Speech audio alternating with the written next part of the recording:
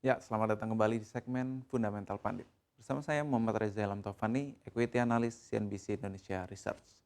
Sore hari ini kita akan membahas sebuah emiten yang cukup menarik. Emiten ini mengalami penurunan harga saham yang cukup signifikan. PT Darya Varia Laboratoria (TBK) atau yang memiliki ticker code DVLA mendekati level terendahnya dalam 6 tahun terakhir. Harga saham DVLA telah terkoreksi sebesar 50% lebih dari titik tertingginya pada fase kenaikannya akibat pandemi COVID-19. Lantas bagaimana prospek kedepannya? Langsung saja kita simak pergerakan saham DVLA. Nah, kita perhatikan sejak tahun 2006, emiten DVLA ini memiliki karakteristik saham yang tergolong sebagai emiten yang menunjukkan adanya pertumbuhan atau growing. Nah, kita lihat dari 2006 harganya berada di sekitaran 300, kemudian meningkat hingga pada tahun 2013 mencapai level tertinggi sepanjang masanya berada di Rp4.075 per sahamnya. Nah, namun seiring dengan kinerja perseroan atau DVLA yang sudah mulai menunjukkan adanya perlambatan kinerja, emiten ini menunjukkan adanya kinerja harga saham yang cenderung untuk mengalami penurunan hingga pada tahun 2024 ini menyentuh di level yang cukup rendah dalam 6 tahun terakhir. Nah, dengan adanya penurunan ini menunjukkan bahwa memang investor cukup khawatir dengan kinerja dari DVLA ini sendiri, di mana kita lihat dari kinerja DVLA menunjukkan penurunan dari segi pendapatan, kemudian dari laba bersihnya juga menyusut, sehingga penurunan inilah yang menjadi kekhawatiran akan kedepannya kinerja dari DVLA ke depan. Langsung saja kita simak bagaimana kinerja finansial dari DVLA saat ini. Nah, ambruknya kinerja bottom line DVLA terjadi disebabkan oleh sisi penjualan perusahaan yang mengalami tekanan. Hal ini menandakan lesunya kinerja perseroan, sebab perhitungan pendapatan dapat memperhatikan oleh harga jual barang dan juga volume dari penjualan. Nah, kalau kita melihat lebih dalam, penurunan penjualan ini terlihat dari segmen penjualan obat bebas serta ekspor dan jasa maklon yang mengalami penurunan. Sedangkan penjualan obat resep masih mampu menunjukkan adanya pertumbuhan. Nah, kita perhatikan bahwa dari perlambatan dari sisi kinerja pendapatan itu sudah mulai terlihat dari sisi laba bersih dari DVLA sendiri. Kita lihat laba bersih pada tahun 2023 yang disetahunkan menggunakan metode trailing 12 month berada di laba bersih 84 miliar, yang mana level laba bersih ini juga cukup rendah. Kita lihat pada tahun 2016 152, pada tahun 2015 108 miliar, dan kita perhatikan tahun 2014 merupakan tahun terakhir atau tahun dengan laba bersih terendah dari DVLA. Dan kita lihat pada tahun 2024 level tersebut mendekati tahun 2014, yang mana artinya sekitar 10 tahun lebih laba bersih dari DVLA ini terulang kembali seperti kinerjanya pada tahun 2014 yang lalu. Dan kalau kita perhatikan juga, laba bersih dari DVLA sempat mengalami memuncak pada tahun 2019 seiring dengan kinerja dari perseroan dan juga akhir tahun 2019 di mana COVID-19 mulai menyerang, meskipun pada tahun-tahun selanjutnya ini mulai menunjukkan adanya penurunan karena kita ketahui bahwa salah satu faktor dari laba bersih atau kinerja pendapatan dari DVLA ini juga dipengaruhi oleh pendapatan yang berasal dari produk-produk eh, kesehatan yang berupa konsumen, sehingga ketika memang adanya perlambatan dari sisi pendapatannya, tentunya ini juga berpengaruh negatif untuk segi laba bersih atau bottom line dari kinerja DVLA ini sendiri. Nah, kita akan memasuki slide selanjutnya dan kita akan bahas terkait segmen dari DVLA. Nah, kita perhatikan dari kinerja segmen DVLA. Kita lihat dari segmen ekspor dan juga maklun, ini menunjukkan adanya penurunan pendapatan. Dari awalnya 184 miliar menurun menjadi 141 miliar. Nah, penurunan inilah kalau kita perhatikan meskipun ini mengalami penurunan, namun kalau kita perhatikan dampaknya terhadap laba kotor, segmen ini tidak terlalu signifikan, sehingga mungkin segmen ini tidak terlalu berdampak cukup demikian signifikan terhadap kinerja dari DVLA.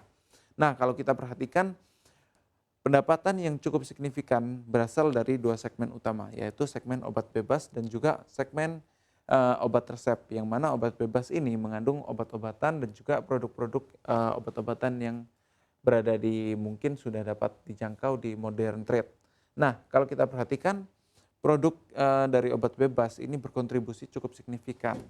Kalau kita lihat berada di 788 miliar, namun obat bebas menunjukkan adanya penurunan dari segi pendapatannya. Sehingga dengan adanya penurunan ini menjadikan bahwa memang terdapat perlambatan dari sisi industrinya dan juga dari sisi kinerja dari emiten DVLA ini sendiri. Sehingga kita perhatikan ini menurun dan tentu saja dengan ada penurunannya dari pendapatan ini berdampak juga terhadap penurunan pendapatan dari laba kotornya dari DVLA yang awalnya 443 miliar turun menjadi 342 miliar.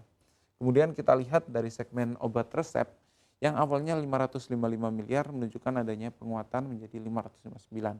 Meski demikian kita lihat dari sisi laba kotor ini menunjukkan adanya malah menunjukkan adanya penurunan laba kotor dari 294 miliar menjadi 287 miliar. Yang mana kalau kita perhatikan di tengah kenaikan dari sisi pendapatan segmen obat resep.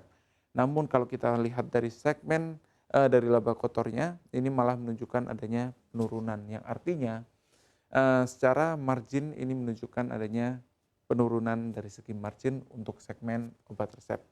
Jadi kalau kita perhatikan bahwa memang kunci dari kinerja untuk DVLA sendiri ini berasal dari segmen obat bebas yang mana kita tahu obat bebas ini dapat memiliki margin yang lebih tebal dan juga dapat lebih leluasa untuk perusahaan. Namun satu hal yang harus diperhatikan bahwa perusahaan-perusahaan yang bergerak di bidang farmasi ini banyak yang sudah mulai memasuki segmen-segmen yang bergerak di bidang FMCG atau mulai merambah segmen konsumen. Nah, kita lihat seperti TSPC dan juga kemudian Kalbe Farma dengan produknya Hydro Coco, kemudian TSPC dengan Imaviton. Nah, ini menunjukkan bahwa mereka mampu untuk mulai mengenalkan produk-produk barunya dengan brand-brand obat-obatannya dulu dan ini mampu menunjukkan kinerja penjualan konsumen yang cukup baik sehingga kita lihat perusahaan-perusahaan tersebut mampu menunjukkan adanya pertumbuhan sedangkan kalau kita perhatikan dari DVLA sendiri saat ini masih belum menemukan adanya produk-produk baru yang bergerak di bidang produk FMCG sehingga kita lihat memang secara pertumbuhan revenue mulai menunjukkan adanya perlambatan dan tentunya ini berdampak negatif juga kepada bottom line dari DVLA ini sendiri sehingga ini menjadi catatan negatif untuk perusahaan DVLA untuk kedepannya seperti itu. Ya, kita akan bahas lebih lanjut.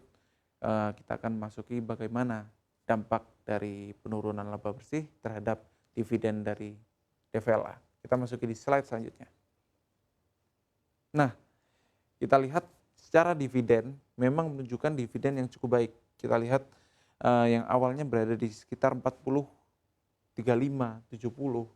Namun sejak tahun 2017, dividen dari DVLA ini sudah menunjukkan mampu menyentuh level Rp100 per saham. Dan ini mampu sustain dengan tren kenaikan hingga pada tahun 2023 membagikan dividen tertingginya hingga Rp121 per saham. Dengan adanya kenaikan dari dividen yang dibagikan, ini menunjukkan bahwa memang salah satu indikatornya adalah dividen payout ratio atau rasio yang dibagikan dari dividen DVLA yang menunjukkan adanya kenaikan. Sehingga ketika rasio dividen yang dibagikan itu semakin tinggi, artinya laba bersih dari DVLA ini mulai digunakan untuk membagikan dividen.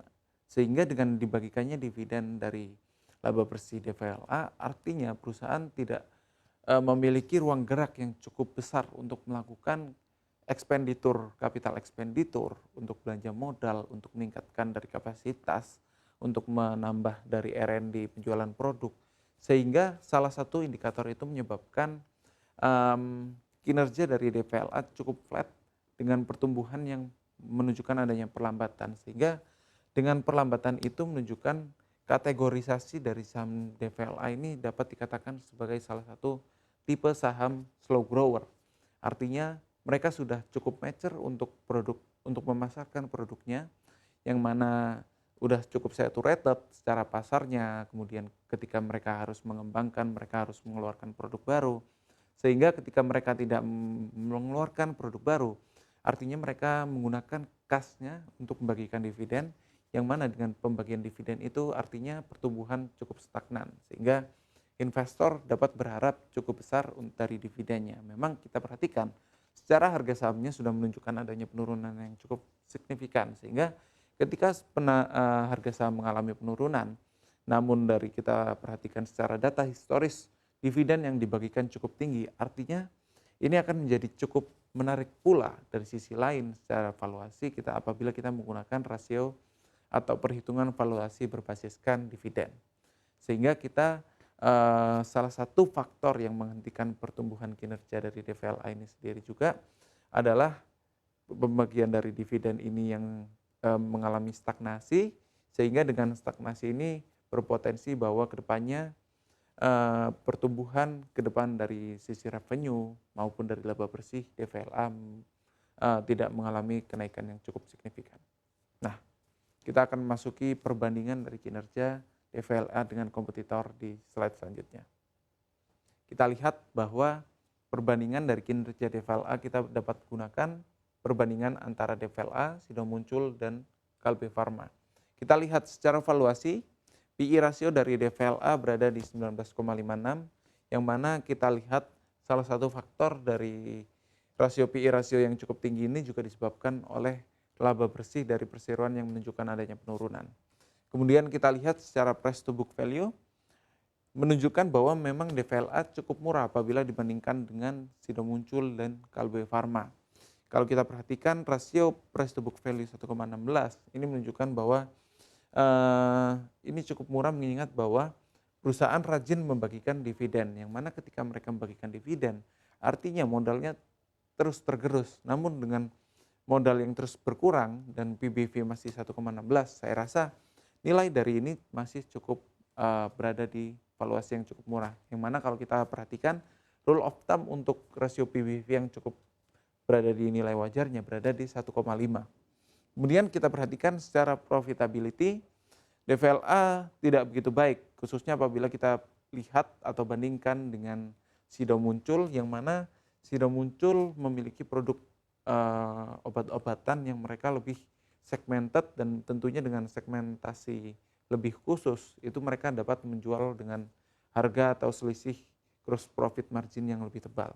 Kita lihat secara gross profit margin 62%, sedangkan DVLA masih berada di 49%. Namun kalau kita lihat secara NPM, ini cukup tipis dibandingkan dengan Sido Muncul dan Kalbe Farma. Sido berada di 30% dan Kalbe berada di 7%. Demikian pula kita perhatikan secara return on asset, DVLA memiliki return on asset yang cukup tipis, berada di 6%, berbeda dengan Sido Muncul di 28% dan Kalbe di 14%.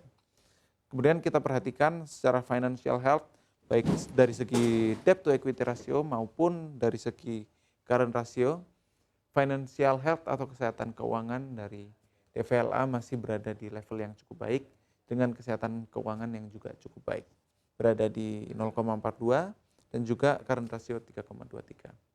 Nah, lantas masih layakkah untuk berinvestasi saham DVLA? Saham DVLA dapat dikategorikan dalam kategori saham yang termasuk dalam kategori slow grower, yang mana tipe dari saham slow grower ini menunjukkan bahwa pertumbuhan yang mengalami perlambatan, kemudian dari sisi produk yang sudah cukup mature, dari sisi dividen mereka membagikan dividen yang cukup konsisten dengan nilai yang cukup besar. Nah, ketika kita berinvestasi di saham slow grower, salah satu harapan yang kita dapat ekspektasi dari investor adalah dari dividen yang dibagikan. Namun kalau kita perhatikan dari segi laba bersih yang menunjukkan adanya penurunan bahkan menyentuh 84 miliar rupiah pada tahun 2023 ini. Artinya potensi dividen yang dibagikan pada 2024 nanti akan semakin kecil. Tentunya dengan dividen yang mengecil dan juga kita lihat dari harga saham yang juga menunjukkan adanya penurunan. Artinya kita bisa simpulkan bahwa potensi dari capital gain ini akan cukup mengecil juga untuk dari DVLA. Kemudian kita lihat dari sisi dividen, ini juga akan berpotensi mengalami penurunan. Sehingga untuk berinvestasi saham DVLA saat ini akan masih cukup risiko mengingat dari risiko-risiko akan dividen yang semakin kecil. Tentunya analisis ini hanyalah sekedar untuk edukasi dan juga disclaimer on keputusan investasi kembali di tangan Anda. Terima kasih. Saya kembalikan ke Syarifah.